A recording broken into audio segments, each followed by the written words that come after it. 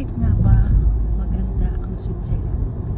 Una, maganda ang daan, malinis. Pangalawa, malinis ang river. Ayan ang kanilang river. Ayan ang kanilang mga apartments. Hindi overcrowded.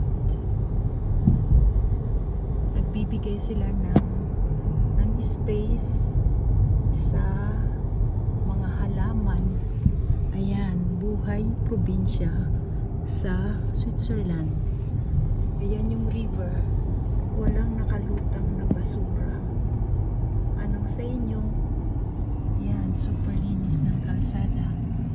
Wala kang makikita ni isang plastic kasi dinadala nila sa kanilang bahay, ibinubulsa, inilalagay sa bag o kaya'y hindi nila iniiwanan dyan sa kalsada.